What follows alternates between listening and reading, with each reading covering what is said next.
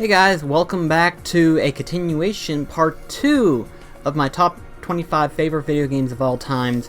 If you missed out the first one being that of 25 through 11, go ahead and check that real quickly. I'll leave it right here for you guys to where you can actually see it, or it'll be up here, where I'm going to put it at.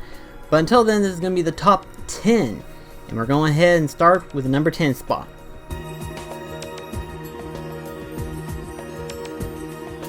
Number 10 was a little bit difficult for me to figure out which one I wanted to be put into because it involved the Final Fantasy series.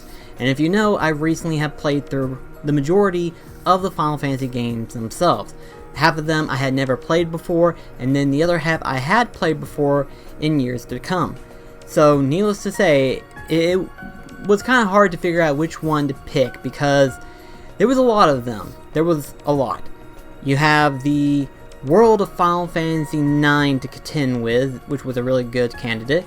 You had Final Fantasy X, which was the very first Final Fantasy game that I've played. And then of course the better version of a Final Fantasy game being that of Final Fantasy VI. But which one did I end up actually falling into as my favorite Final Fantasy game? I think you know which one it is. Final Fantasy VII, I don't think people realize how dear it is to a lot of people that it is. You know, Final Fantasy VII is a unique piece of work on its own. It truly is completely different, you know. In the past, we've had some similarities of what 7 was bringing up to, but none quite into the level of how 7 has delivered itself into its format that it is today.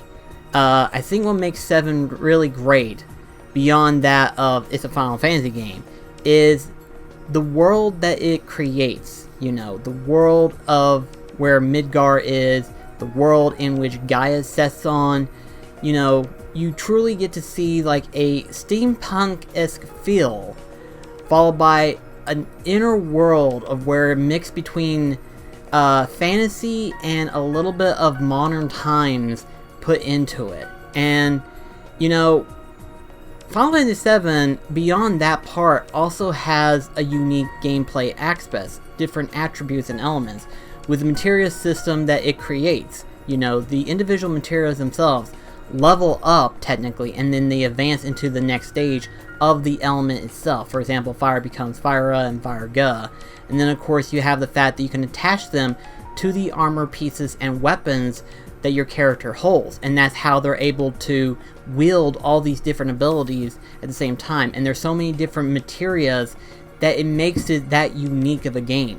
And so that's kind of like one of the fears that I have with the Final Fantasy VII Remake, is how are they going to do the materia system. And that is something that I'm looking forward to when I get my hands on Final Fantasy VII Remake, which by the time this video gets uploaded, it will have already been out and I will have already started playing it. But Final Fantasy VII by itself alone is truly amazing. The characters are great in this one. The gameplay, the attribute, the system itself is truly amazing, and it's just a memorable game that I don't think I'll ever forget it, you know. Yes, 10 was great, 6 was amazing, but 7 is truly memorable in its own right, and it's something that I don't think a lot of people will ever forget.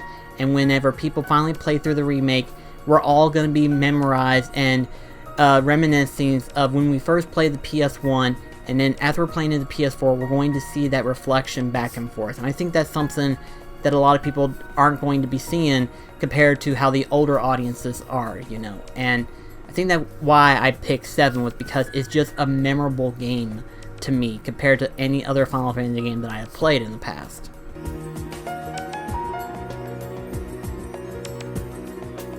Number 9 actually goes to Dragon Quest VIII. I'm ashamed to say this, but I have not played many Dragon Quest games in my time, unfortunately. You know, there's obviously Dragon Quest-esque games like Dragon Quest Heroes that has come out, as well as Dragon Quest Builders. But I've never played any other Dragon Quest game that's ever come out, you know. I am looking forward to playing 11, but aside from that, what makes 8 so uniquely interested that surpasses even Final Fantasy VII, because in its own way, it is just an RPG, you know, one that Square Enix alternately created and stuff. And I think to me, you know, it's the art form itself, because it's sort of like that reminiscent feel of like Dragon Ball, but of course, obviously, it's its own different art style as it is. You then have the fact that the different enemies that you get to fight, all the different creatures. You have the turn-based system, which goes into this face all the enemies on screen type thing, but it's still that three-dimensional feel. But I think what I like best about Dragon Quest VIII is the adventure itself. The quest itself is amazing. The story is great. You know, you're following these characters as you're trying to cure this curse that was cast on them by Domegas himself. And the story is so interactive with the characters themselves. The voice acting in this game is truly amazing, you know. It came out in the PlayStation 2, and keep in mind the PlayStation 2, most of the games that feature voice acting didn't really have that amazing voice acting, but Dragon Quest VIII was one of those great games that had fantastic voice acting. It is truly amazing of how the voices themselves resonate well with the different characters that you interact with in the game itself, and they do it so beautifully, and the world itself is so immensely fun to go into and adventure into different parts of the land itself. You know, you can either tread on the normal road itself, or you can kind of segue off into the forest or off into the side to kind of see if there's anything else. You know, maybe there's a secret chest that you never saw. Maybe there's a creature that you can recruit to your monster battle team, you know? Whatever the case may be, the journey itself is amazing on its own, and I think that's why Dragon Quest VIII resonates so well with me. And much like all these other games that I played, when I started playing through Dragon Quest VIII to capture the footage, I wanted to actually kind of stay with it and play through it again, you know, just kind of reminisce on the story of Dragon Quest VIII. And it truly is, I'm getting so tongue twisted right now. It's an amazing game, and in my personal opinion, the best adventures that can be had into an RPG. And there's a lot of them, trust me, there is. But I love Dragon Quest VIII because of the journey that it gives out. It's fun.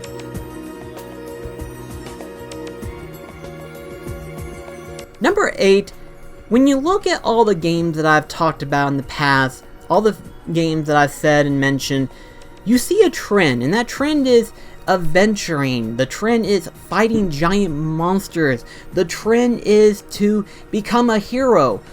What is Pikmin? Everything except those things.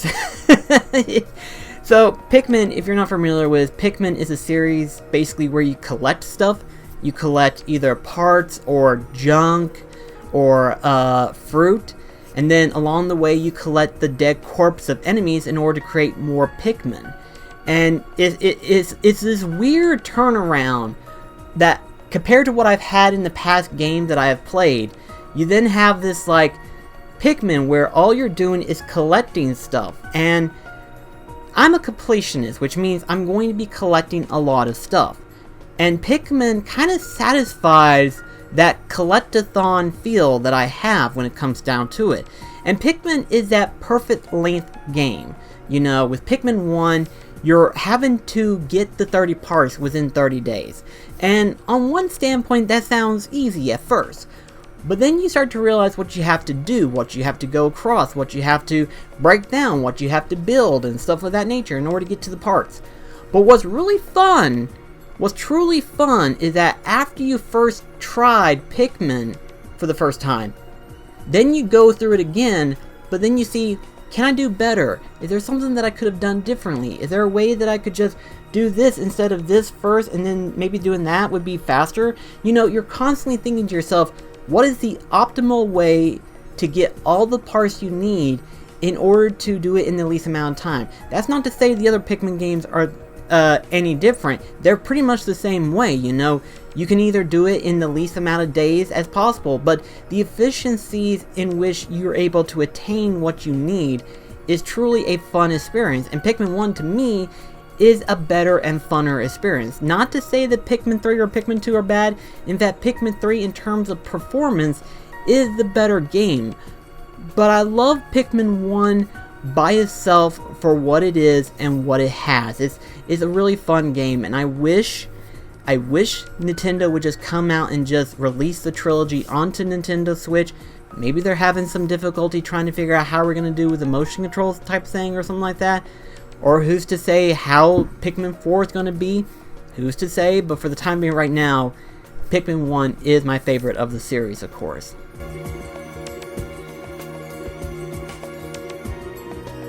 Number 7 is no shock to anyone whenever I talk about this, is Shadow of the Colossus. But the thing is, originally it was the PS2 version, you know, or that of the PlayStation 3 version because of the enhanced quality. No, in this case it's different. This time, a remake replaced the position in where it originally stood. Now, of course, without the PlayStation 2, we would never have gotten the remake that we have. But when you play through the PS2 version and then play the PS4 version, the remake, you can't help but to realize how gorgeous it is, you know?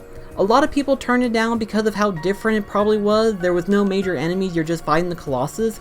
But for a select few people who loved Shadow of Colossus, they loved it just to be able to fight all 16 of these giant stone creatures in order to defeat them in battle. To adventure in order to fight the next Colossus, you know, that was the fun of whenever it came out in the PS2.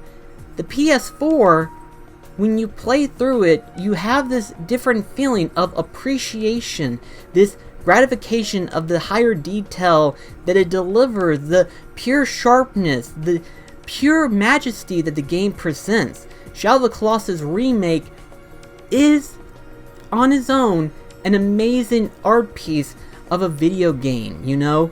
And again, I love fighting these bosses, I love fighting these Colossus, but the PS4 remake version of the game, the way they've done it, it is so freaking beautiful. It is so freaking gorgeous. I have said this multiple times, and I don't think I'll ever stop saying it, but Shadow of the Colossus remake for the PS4 is a beautiful, an amazing, and magnificent game to go through. It truly is fantastic, and I will never stop praising it because of how beautiful it looks. And I'll probably be saying 100 times more throughout this video. It is beautiful. It's just so freaking beautiful!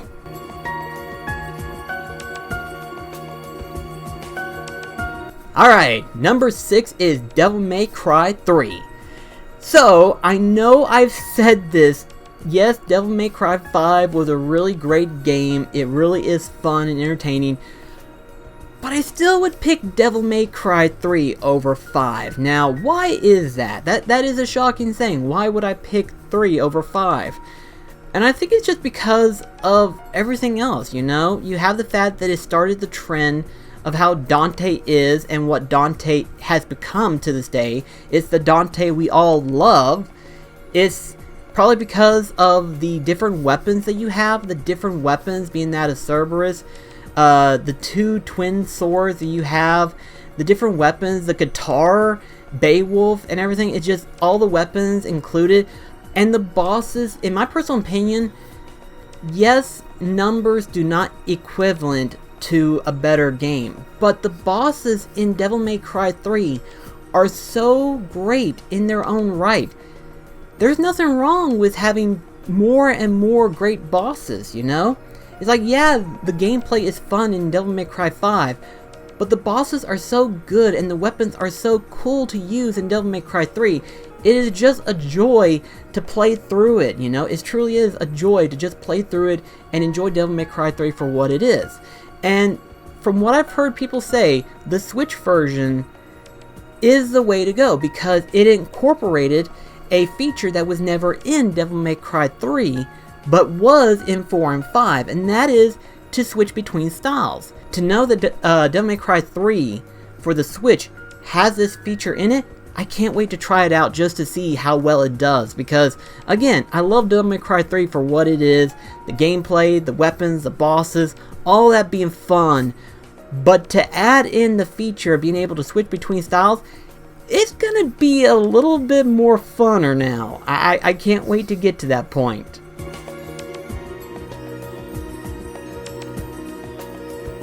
Number 5 is Blood Would Tell. Now, what makes Blood Would Tell a great game?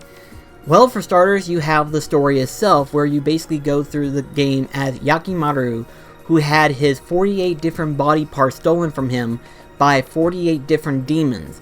And you have to fight these demons in order to get your parts back.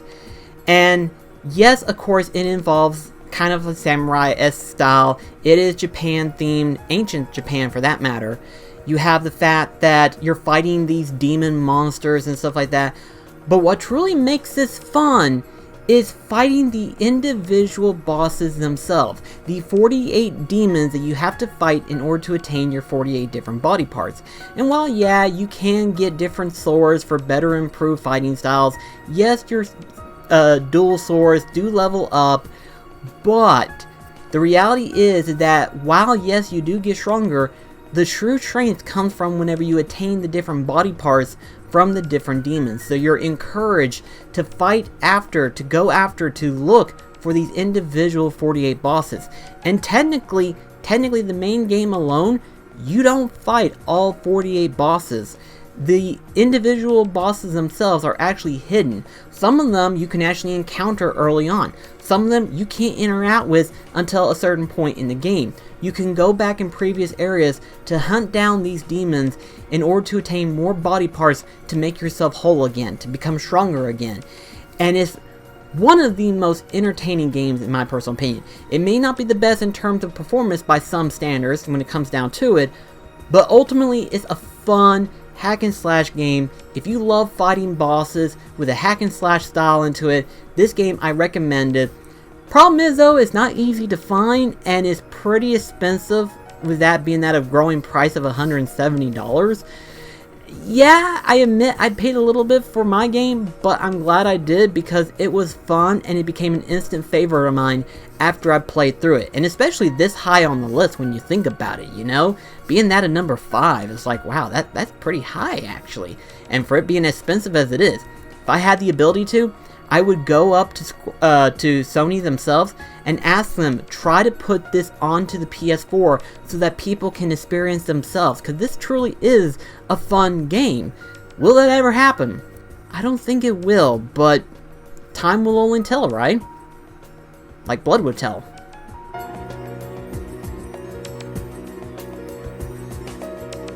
Number 4 goes to Shin Megami Tensei Nocturne, or Shin Megami Tensei 3, depending on who you ask, being that of either our country or Japan, because apparently in Japan it's called 3. And apparently they have an alternate version as well. So, yeah, go figure, there's always a final mixed version of some kind, isn't there, in Japan? But, here's something interesting. Shin Megami Tensei Nocturne. I had heard briefly about it, but I never really went into it until I decided to go back into collecting PS2 games, you know? This was early on whenever I finally decided that I wanted to go into collecting PS2s, and Shin Megami Tensei Nocturne was one of them. I picked it up because it had Dante from Devil May Cry, well, specifically Devil May Cry 2, but Devil May Cry nonetheless, and I was interested to see how this works, how this game was, how fun it was, how entertaining it was. It wasn't until I got into the combat of Shin Megami Tensei Nocturne, it wasn't until I got into it that I realized how amazing this game truly was. You know, yes, you have your standards, you know, you have your elements, you have your spells, your combos and stuff like that, but what makes this game so great is, number 1, being able to recruit the different demons that you encounter in the world, either by battle or just by out in the world itself. You can have them recruit you, you can bribe them, you can have them either join your team by either force, whenever you scare them into a position, or as soon as you fight them, they acknowledge your strength and they want to join you. You know, you can do so much when it comes to recruiting these demons. You can use these demons to fuse into other demons to create even stronger demons themselves, you know? And the combat itself is a reward system. It truly is, because when you fight an enemy and you do critical damage, either that of a weakness to an element or just a powerful critical effect, you get an extra turn out of it. The problem is, it can work against you. In other words, if you pick a move that they're stronger against, then it cancels out your entire turn entirely, and the enemy can also get the counter at as well. For example, if they have the element that is weakness to the other demons that you have in your party, they can also get an extra turn as well. So it works both ways, but the reward that you get for being able to figure out the elements of each demon, remembering the different elements that you are given, and to use them into the best way you can, is by far the best gratification you can get out of a turn-based system. It adds that extra level of strategy in order to beat the enemy. It's not a matter of just, oh yeah, kill the enemies. No, you want to be able to make certain that the enemies don't get a single turn out of it as best you can. In other words, milk it out the best you possibly can. But the story is really great on its own, you know. It involves basically a apocalyptic world where the main character explores this area, trying to figure out how he can get back to normal, or depending on who you are and which part of the story you want to go for, either become more of a demon yourself, you know. And I think that's the interesting thing. And unfortunately, technically, whenever I last played it, I never really got the good ending or even the true demon ending. I kind of screwed it up somewhere to where it prevented me from getting either one. But I do want to go back into it again and try to go for one of the two endings. And I'm afraid to go for the true demon ending because according to what a lot of people have said, this is considered to be the hardest video game boss of all times. Any game hands down. And that's a big hype there, because let's put it this way, when the final boss of the true demon ending is Lucifer, yeah, that's quite the level of anticipation you got there, bud.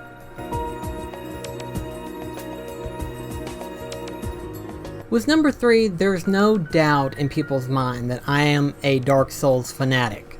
You know, ever since I played the first Dark Souls, I actually started to enjoy the series rather than resent it. What with me, with my bad experience from Demon Souls, but then Dark Souls transcended, and then Dark Souls 2. Eventually I decided to sink into it, and I fell in love with it since then, and it's kind of weird of how it is, you know, because, again, because of its difficulty, you would think it would push people back, but the difficulty wasn't the only thing that drew me into it. It was the world itself of Dark Souls, followed by the individual bosses and the challenge that the entire game brings itself to. Every single time you advance into a new area is another accomplishment after another.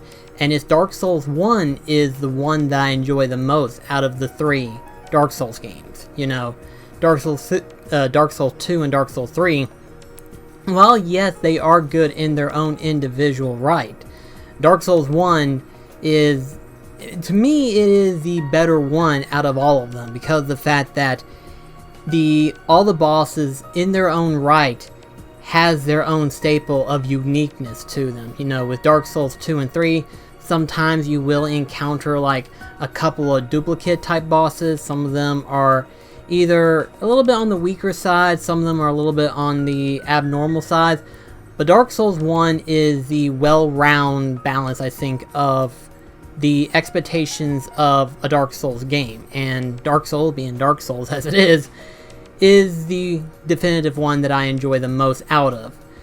And there's nothing else to it except for the fact that there's a lot of people who can enjoy Dark Souls, and then there's very many that can't quite enjoy it. And I understand it to a degree, because I was in that same field as well. But Dark Souls 1, I really loved it.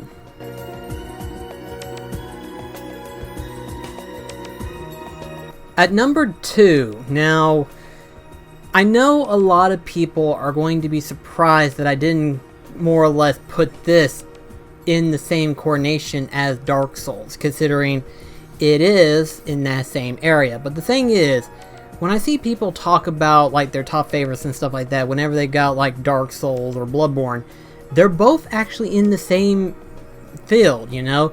They're both the same, but yet they're both drastically different, and they're both separate worlds in that right. And because of that, Bloodborne, I would count it as my second favorite game of all times. Now, why is that? Well, it could be because of the difficulty from Dark Souls, where I've been familiar with the gameplay of Dark Souls, the familiarity carries through in Bloodborne in that aspect. The other reason is obviously because of Gothic horror, that same style, and its uniqueness that it falls into. You're fighting these beasts, these monsters, And then, of course, there's also the fact that the gameplay encourages that of aggressiveness. And if you've seen my gameplay in any of the games I play, I am usually pretty aggressive when it comes to fighting. And Bloodborne encourages aggressive fighting.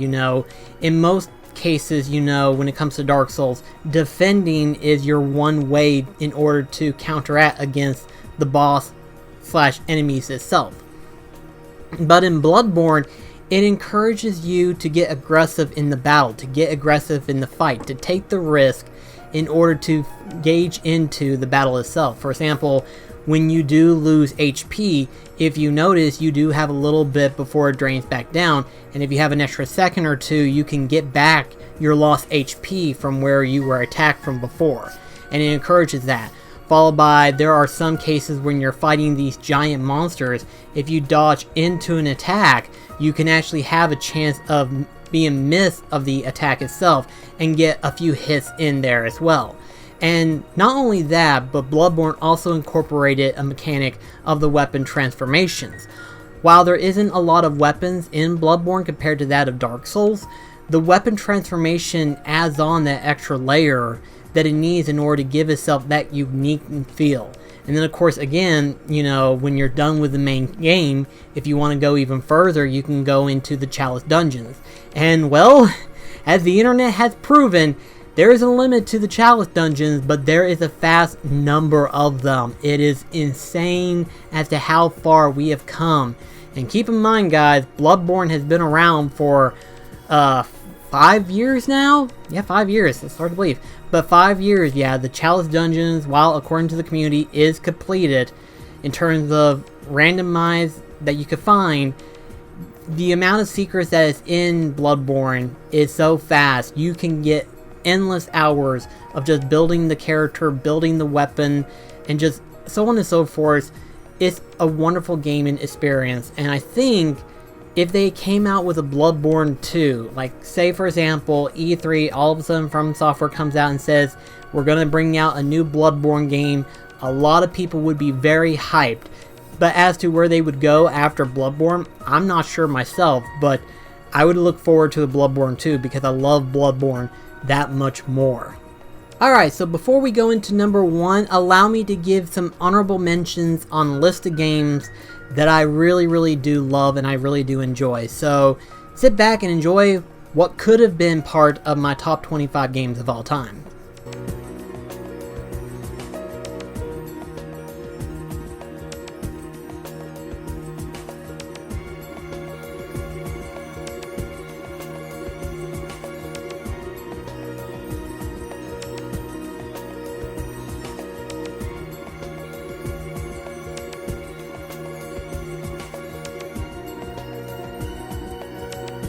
Alright then guys, so I've talked about my 24 favorite games. Some of them you have seen, some of them I have mentioned in the past, some of them you didn't realize until now, but the number one game, the number one favorite of all time, some of you already know that before even getting into this video. In fact, technically speaking, I'm wearing it right now, so what else to say except for my number one is obviously Kingdom Hearts 1.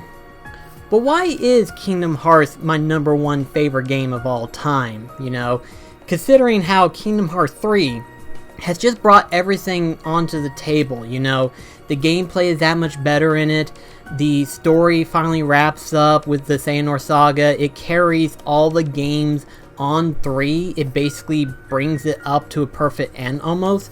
It just, why would Kingdom Hearts 1 still be my favorite out of the series? And it boils down to a simple thing, and that is the beginnings. The beginnings of the series. Because in Kingdom Hearts, yes, you learn new abilities. Yes, you do learn new styles. But throughout of all, despite the fact that you're traveling to different worlds, it feels familiar, you know, you feel like you've done this before, and it carries through that throughout the series. Kingdom Hearts 1, however, though, is its original starts, and despite me playing through it probably over 20 times now in my current state, I continue to feel like it's a brand new adventure. I still feel like I'm adventuring forth into something, into an unknown territory. It still carries that same feeling all these years later. And keep in mind, it has been 18 years since Kingdom Hearts first got released. And it still carries that same feeling of like a brand new universe and a brand new experience to step into all the time. You know, what was the characters that you get to interact with, both Final Fantasy and Disney characters, the ability to not only get better keys but also to get better spells, fighting numerous of Heartlesses, finding different Easter eggs here and there, and also to finally build up to this climactic conclusion of fighting against Ansem, the Seeker of Darkness. It's just, the overall build of Kingdom Hearts 1 has that perfect feel to it. Really, it does. It truly does. There's nothing, Kingdom Hearts, it hasn't really lost its style, but it's no longer the same feeling that Kingdom Hearts 1 had all those years ago. You know, Kingdom Hearts has changed over the grasp of time, but Kingdom Hearts 1, it still feels like a brand new adventure. It still feels like you're first starting out into this new world that you have no knowledge of. You have no idea what to go about it. You're learning things as you go, but it's a new experience. And even with me being 31 years old, have played the game for 18 years, I still have that same feeling for Kingdom Hearts 1 as I've had all those years. And I go back to play Kingdom Hearts 1 not just because of the story, not just because the bosses are great, not just because the combat's well balanced, but the feeling of exploration, the feeling of venturing out for the first time. That same feeling keeps coming back over and over again. And so long as Kingdom Hearts 1 continues to bring that joy to me every single time I turn it on, it will still for always be my #1 favorite of all time. So if you have to ask, is it because of everything that I've mentioned in the past? Yes, but there's more. There's more of a nostalgia feel. There's a form of remorse. There's that feeling of beginnings and stuff. It brings everything in Kingdom Hearts 1, and there's nothing quite like it. I don't know if Square Enix will ever bring that back, but if they do, it'll be very hard to top Kingdom Hearts 1 in my personal opinion. Well guys, thank you so much for watching my top 25 favorite video games of all times.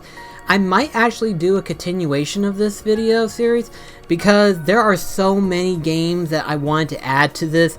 As I mentioned in my honorable mentions, there's so many other ones that I truly love, and the list will continue to grow from here on out looking forward. It would be shocking for people to believe that there were actually other games that I enjoy more from other platforms and stuff. And so, again, I may do more later on in the future where I show, like, more of my favorites and stuff. But not only that, an interesting inspiration came out of this. So, let me know in the comments below, what would you guys like to see, you know? Because I feel like I want to do more with these favorite games of mine. Like, these are my absolute favorite, and I love them to death. But I feel like they don't get as much love as they should, so I might be thinking about doing something in the future. Just watch out in the future to see what I've got coming up and planned. But I'll see you in the next video. Until then, thank you so much, and have a wonderful day. Catch you guys later.